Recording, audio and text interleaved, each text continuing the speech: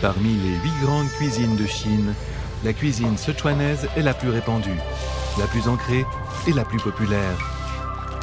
为啥子啊？因为它是很多菜品，可以说90%的菜品源自于民间，是家常菜。适合于东西南那种。但是他们吃的最有名堂，吃的最精彩。Le goût est l'âme de la cuisine du Sichuan. La recherche du goût et des textures variées en bouche a donné naissance à une cuisine aux assaisonnements riches et variés, une cuisine complexe et pleine de mystères. 说鱼香肉丝里面没有鱼，没有鱼，但是吃出鱼的味道来。我就说有鱼，它是无中生有，就是味道调到哲学境界。到最后到嘴巴里面就是一个字，哇，好吃。 Nous allons présenter ici les 6 plats les plus représentatifs et les plus influents de la cuisine du Sichuan. Ils peuvent paraître ordinaires, mais derrière eux se cachent des histoires déroutantes et merveilleuses.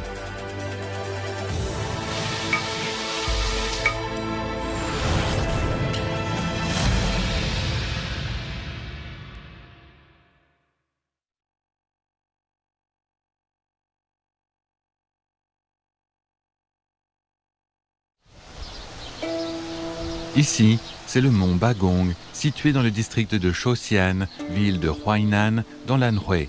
Forêt dense, air frais et humide, un lieu idéal pour l'autoculture.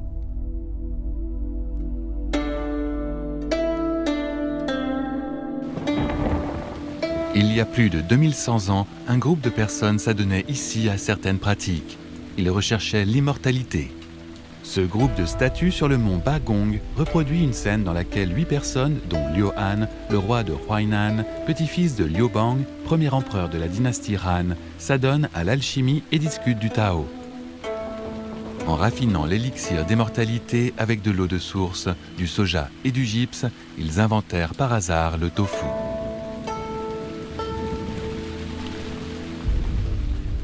Li Shezhen, un célèbre médecin de la dynastie Ming, dit dans le traité de botanique « L'élaboration du tofu remonte à Liu Han, roi de Huainan sous la dynastie Han. » Liu n'a pas eu le temps de réaliser son rêve, il fut enterré au mont Bagong.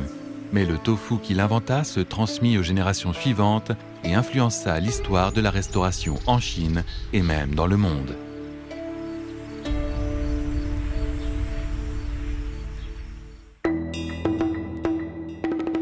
Le tofu est un aliment merveilleux. Il s'adapte à la quasi-totalité des méthodes culinaires. Yuan Mei, célèbre écrivain et gourmet de la dynastie Qing, dit dans son livre Menu des restaurants, la capacité d'absorption de saveurs du tofu est meilleure que le nid d'hirondelle. Le propos apparemment arbitraire de Yuan est en fait étroitement lié à la nature du tofu. En tant qu'ingrédient neutre, le tofu a une capacité réceptive incomparable. La particularité de la cuisine chinoise réside dans le recours à différentes méthodes de cuisson pour chaque ingrédient. Quand il est savoureux, un ingrédient doit diffuser son goût. Quand il est neutre, il doit absorber les saveurs. Le tofu est non seulement apte à recevoir tout type de saveurs, mais il peut aussi être préparé de multiples manières et fait très bien ressortir les goûts qu'il a intégrés. La cuisine sichuanaise est très pointue sur l'assaisonnement, ce qui va parfaitement avec le tofu.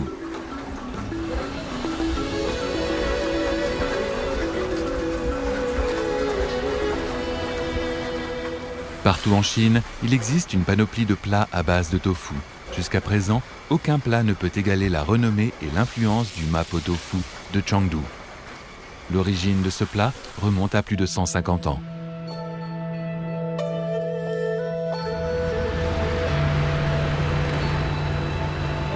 Sous le règne de l'empereur Tongzhi de Qing, vers 1862, un restaurant baptisé Chen Xingshang ouvrit ses portes à la sortie du pont Wanfu, près de la porte nord de Chengdu. Il appartenait à Chen Chunfu et sa femme. Le pont était un passage incontournable pour les comptoirs d'huile et de céréales, et les porteurs s'y arrêtaient pour se restaurer.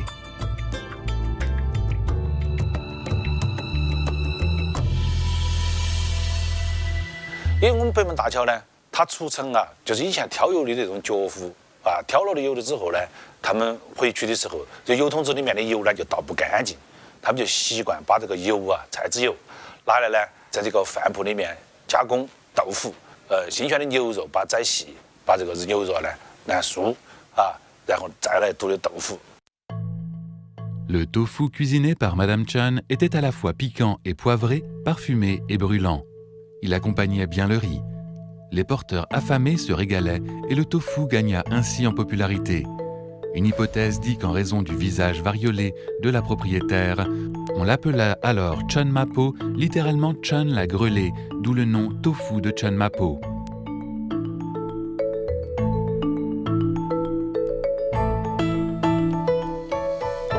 Dès son apparition, le tofu de Chun Mapo fit le bonheur du public. Le guide de Chengdu, publié en 1909, l'a répertorié comme un plat de renom à Chengdu.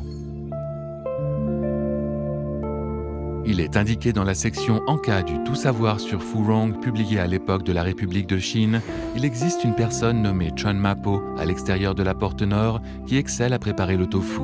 Elle intègre les coûts d'ingrédients, d'assaisonnement et de main-d'œuvre dans le prix du tofu, le tout pour 8 sapèques le bol. Beaucoup ignorent le nom de l'établissement, mais quand on parle de Chun la grêlée, tout le monde sait de qui il s'agit. Même si la boutique se trouve à 2 ou 3 km de la ville, elle attire tout de même les foules. Chun la grêlée ignorait que son humble plat de tofu prospérerait pendant longtemps. Il s'est non seulement répandu à travers la Chine, mais s'est aussi diffusé à l'étranger, devenant une carte de visite éclatante de la cuisine chinoise. Pourquoi un plat inventé par une femme au foyer a-t-il produit un tel impact? Quel est le secret de sa préparation?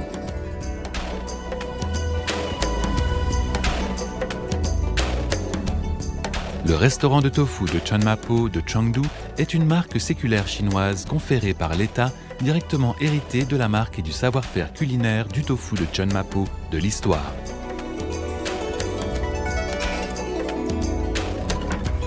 Le Mapo tofu typique doit répondre aux critères épicé, poivré, parfumé, croustillant, tendre, brûlant et entier.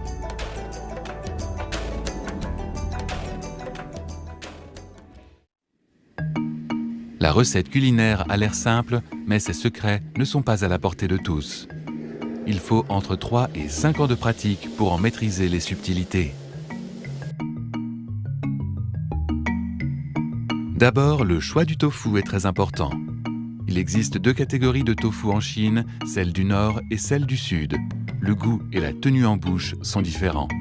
Le tofu du Sud, communément appelé tofu soyeux, est obtenu avec un coagulant de gypse. Le tofu du Nord, communément appelé vieux tofu, est obtenu avec du nigari.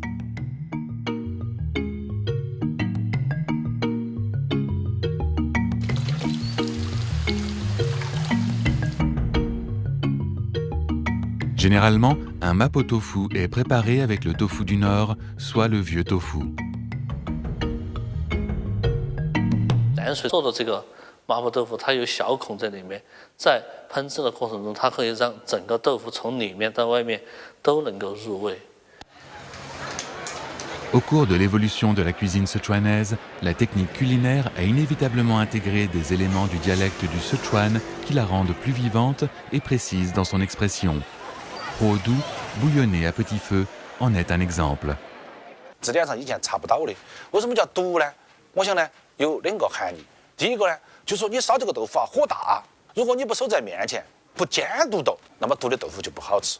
就说要煎毒。 并且在读的过程当中呢，它会发出嘟嘟嘟的声音。 Dans ce processus, une autre étape importante est d'épaissir, c'est-à-dire ajouter de l'amidon au moment opportun. On sait moins que le mapo tofu doit être épaissi 3 fois, ce qui nécessite une astuce. 第一次勾芡，把第一次出收水，我们用芡粉把它收汗，就把这个水给收干。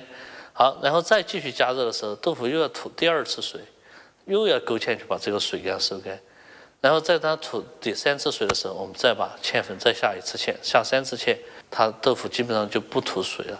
这样的话，就可以让整个勾的这个芡粉完全薄薄的包裹在每一块的麻婆豆腐的周围。它一个作用就是使那个豆腐看起来非常的细嫩，有光洁度嘛。2一个放在芡的作用哎。 它还能够保护它嫩度。第3个保温，如果芡抓得恰到好处，你端壶边端上去的时候呢，手一抖都看那个豆腐在闪，很有吃头，看起来像吃。 Il est difficile pour les non-initiés d'appréhender les différentes subtilités. C'est grâce aux innombrables pratiques qu'un grand chef se forge. Certains d'entre eux sont si célèbres que tout le monde les connaît. D'autres restent dans l'anonymat, travaillant humblement dans la cuisine toute leur vie.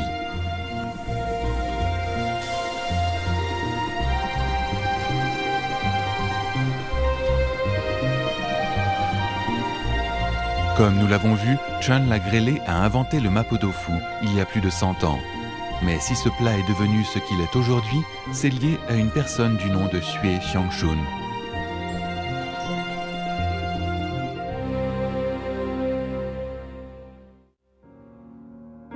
Goûter à 3000 délices vaut mieux que d'avoir une renommée millénaire est un propos célèbre de Li Shurun, ancien président de l'association gastronomique du Sichuan.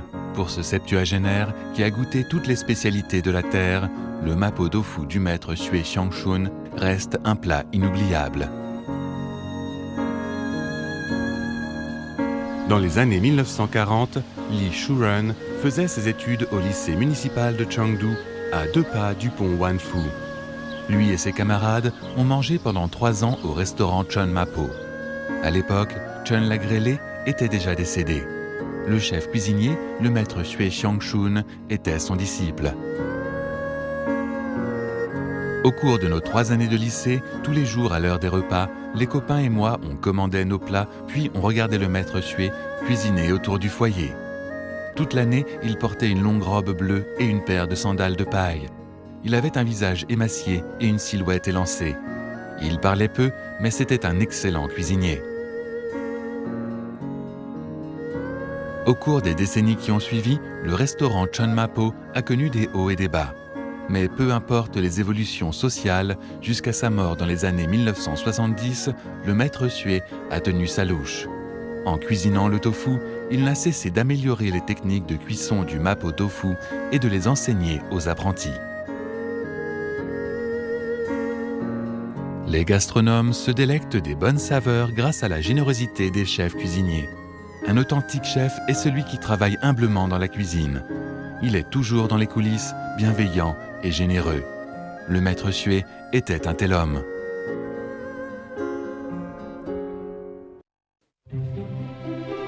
Che Fu, un célèbre gourmet, a décrit l'ensemble du processus de préparation du mapo tofu du maître Xue dans son ouvrage Propos sur la cuisine sichuanaise. Quand Xue préparait du mapo tofu, il réussissait à faire du tofu ordinaire un mets délicieux et tendre sans même utiliser de pâte d'effets fermentées, sans les bouillanter ni l'épaissir. Mettre de l'huile dans le wok et la faire chauffer sans dépasser le point de friture. Ajouter le bœuf.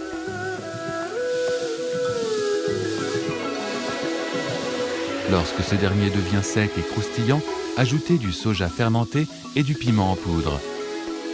Ensuite, versez le tofu dans le wok où la viande frite est en train de rissoler. Remuez légèrement. Allongez avec un peu de bouillon et faire cuire à grand feu. Quand c'est cuit, saupoudrez les dernières épices avant de remuer à nouveau et servir. Le fameux mapo tofu est prêt.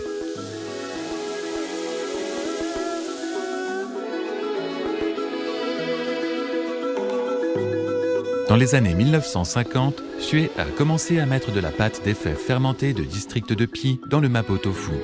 Après sa mort en 1973, plusieurs générations de cuisiniers ont continué à améliorer la recette. Progressivement, le mapo tofu a pris la forme qu'on connaît aujourd'hui. Malgré cela, ce plat du peuple possède de nombreuses particularités. Xiba, une bourgade antique de l'Eshan, est un lieu serein et décontracté. Comme le dit un dicton, le tofu de Xiba est le meilleur au monde. En tant qu'importante région gastronomique de la cuisine sichuanaise, l'Eshan est réputé pour le tofu de Xiba et le restaurant Sanba figure parmi les meilleurs du bourg. Au début, ce restaurant était le réfectoire de la coopérative commerciale locale. Après la désintégration de la coopérative, la famille Liu a pris le relais de la cantine. Maintenant, cette dernière est passée entre les mains de la 3e génération. 厨师、老板、服务员都是女的，而且这个传统一直延续到现在。 Contrairement à la plupart des restaurants qui utilisent du vieux tofu pour préparer du mapo tofu, le restaurant Sanba préfère la formule soyeuse obtenue avec du gypse. Ce restaurant y intègre une sorte de viande hachée cuisinée de façon spéciale. Le tofu tendre et la viande croustillante se complètent à merveille. Accompagné de riz, c'est presque devenu un repas standard. «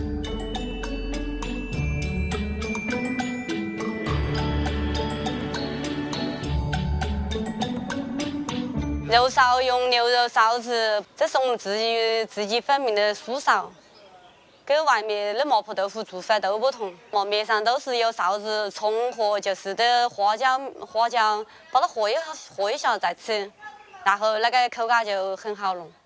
麻婆豆腐是很好玩，是好吃。你剁好了又烫，又鲜，啊，你和到饭里头，你跟那一搅转。 哎呀，那是好吃，可以这个菜。 La viande hachée, ingrédient secondaire indispensable du mapo tofu, peut être préparée avec du porc ou du bœuf. À cet égard, Wang Zhongqi, écrivain émérite et gourmet, a écrit un jour dans son article Tofu: il faut d'une part mettre beaucoup d'huile et de l'autre utiliser du bœuf haché. J'ai préparé du mapo tofu plusieurs fois, mais le goût n'était pas conforme. Plus tard, j'ai compris que c'était à cause du porc maigre haché que j'avais utilisé. Le bœuf haché ne doit pas être remplacé par le porc. Le plat doit être mangé dès qu'il est servi. Si l'on bavarde et boit à table, il faut réserver la bouche au mapo tofu. Il doit être piquant, poivré et brûlant.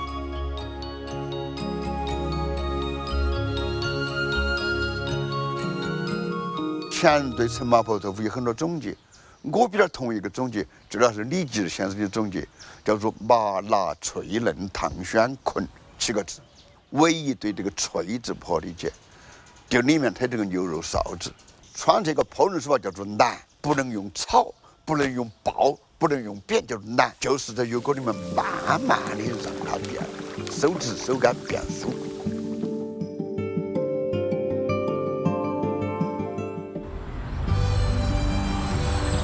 Au Japon, le mapo tofu est le plat chinois le plus connu. Sa renommée est liée à un natif du Sichuan. Le 10 novembre 1952, un navire parti de Hong Kong à destination de Yokohama, au Japon. L'un des passagers avait mis dans ses bagages des couteaux de cuisine, des woks chinois, des planches à découper et même un double service de table. Ce passager était Chen Jianmin, originaire de Fushun, au Sichuan.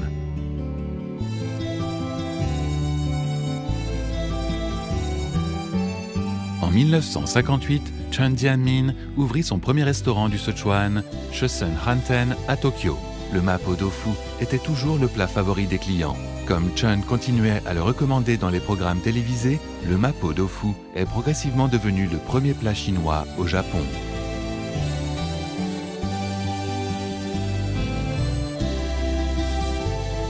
En 1987, Chen Jianmin s'est vu décerner par le ministère japonais de la Santé, du Travail et des Affaires sociales le titre d'artisan émérite contemporain. Cette distinction récompense le meilleur artisan dans un métier particulier. En 2008, son fils Chen Jiani a aussi remporté ce titre honorifique.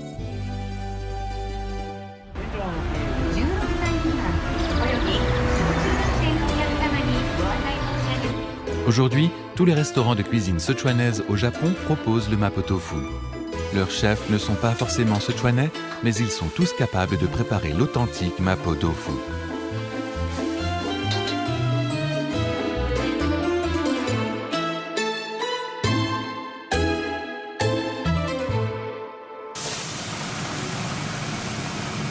Après avoir épaté toute la Chine et le monde entier, le mapo tofu semble avoir acquis la capacité de changer de masque, propre à l'opéra du Sichuan. D'innombrables nouveaux plats portant le nom de mapo tofu apparaissent dans les cartes des restaurants. Face à ce foisonnement de nouvelles recettes, on ne peut qu'être complètement ébahi devant la créativité de ces chefs.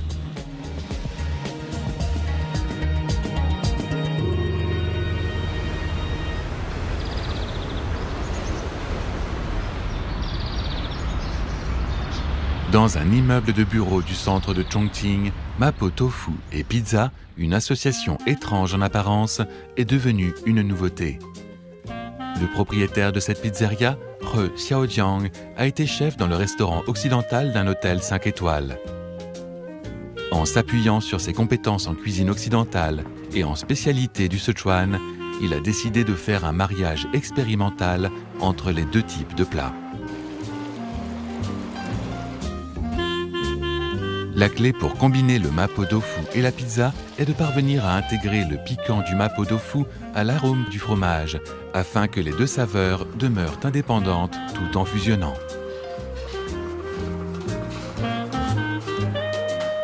Lors de la préparation de la pizza au mapo tofu, He a spécifiquement élaboré une sauce épicée pour remplacer les condiments traditionnels tels que le poivre du Sichuan en poudre, pâte des fèves fermentées et autres. Le vieux tofu est choisi comme ingrédient principal. Lors de la cuisson de la pizza, le tofu absorbe complètement le fromage et la sauce. Lorsqu'on mange cette préparation hybride, elle s'avère molle et tendre en bouche, le tofu étant caché sous le fromage.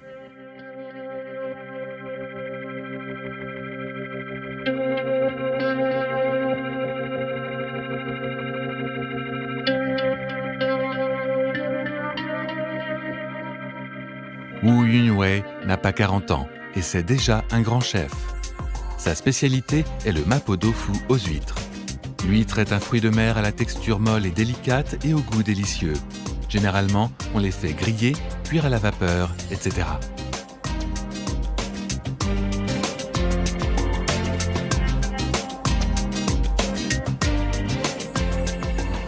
Il y a un an, Wu s'est rendu au Japon pour des échanges d'expériences culinaires. La prédilection des Japonais pour le mapo tofu l'a profondément impressionné. Des conversations avec certains amis ont fait surgir une idée dans son esprit. 日本来出海鲜，然后用那个生蚝，能不能搭配麻婆豆腐？所以说我们那天晚上一起碰到了火花。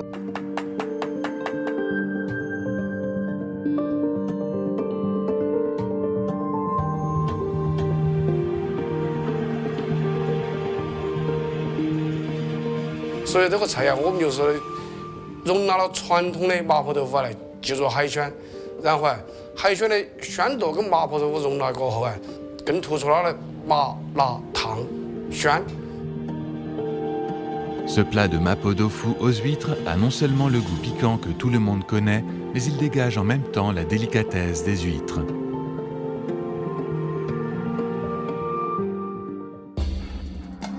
Des graines de soja au tofu, cet aliment obtenu fortuitement par Liu Han il y a plus de 2000 ans génère des possibilités infinies.